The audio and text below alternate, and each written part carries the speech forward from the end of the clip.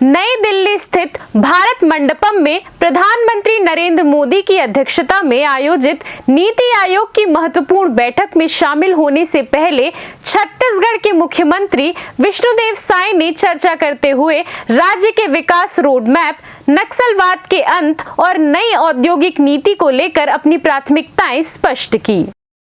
रवाना होने से पहले मुख्यमंत्री साय ने बातचीत में कहा कि वह इस महत्वपूर्ण बैठक में छत्तीसगढ़ की भावी विकास योजनाओं और राज्य के दृष्टिकोण को नीति आयोग के समक्ष रखेंगे। उन्होंने कहा कि विकसित भारत के प्रधानमंत्री के लक्ष्य के अनुरूप हमारा उद्देश्य विकसित छत्तीसगढ़ की दिशा में ठोस कदम बढ़ाना है।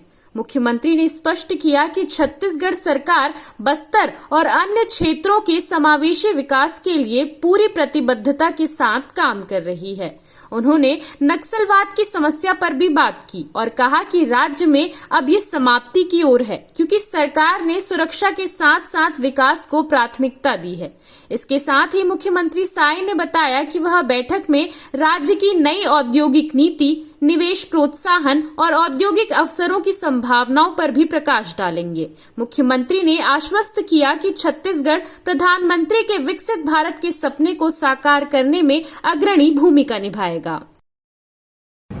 आज हमारे देश के यशस्वी प्रधानमंत्री आदरणीय श्री नरेंद्र मोदी जी की अध्यक्षता में नीति आयोग का बैठक होने वाला है और हम इसमें भाग लेने के लिए आए हैं। और इस बैठक में जैसे माननीय प्रधानमंत्री जी ने 2047 तक विकसित भारत की कल्पना की है, तो हम लोग भी विकसित छत्तीसगढ़ के लिए एक विजन डॉक्यूमेंट तैयार किए हैं, जिसको नीति आयोग में रखेंगे और नया इंडस्ट्रियल पॉलिसी भी लाए हैं और जिसके कारण 1.5 साल में 4.5 लाख करोड़ से ज्यादा के निवेश के प्रस्ताव प्राप्त हुए हैं। तो इससे हमारे प्रदेश में निवेश भी आएगा, रोजगार भी हमारे वहां के लोगों को मिलने वाला है और छत्तीसगढ़ का विकास भी होगा।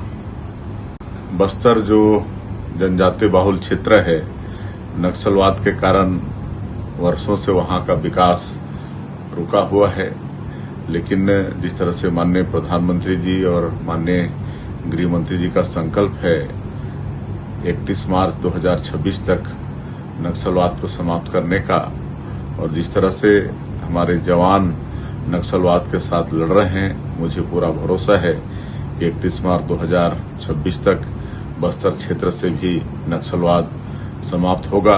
तो उस क्षेत्र को विकास की दृष्टि में काफी आगे बढ़ाना है। वहां पर पर्यटन की अपार संभावना है और पर्यटन को हम लोगों ने नई उद्योग नीति में उद्योग का दर्जा दिया है और वहां पर फॉरेस्ट प्रोड्यूस भी सैकड़ों तरह के हैं। तो फॉरेस्ट प्रोड्यूस का वैल्यू एडिशन करके वहां के लोगों को आर्थिक रूप से सशक्त करने का काम करेंगे। कृषि की भी वहां पर अपार संभावना है। वहां की मिट्टी उर्वरा शक्ति से भरपूर है, मेहनतकश किसान हैं। हम लोग वहां पर खेतों में पानी पहुंचाएंगे और कृषि को आगे बढ़ाएंगे। एक होम स्टे पर्यटन के क्षेत्र में है, उसको भी हम लोग नई उद्योग नीति के माध्यम से आगे बढ़ाएंगे। उसमें भी लोगों को निजी रूप से फायदा होगा।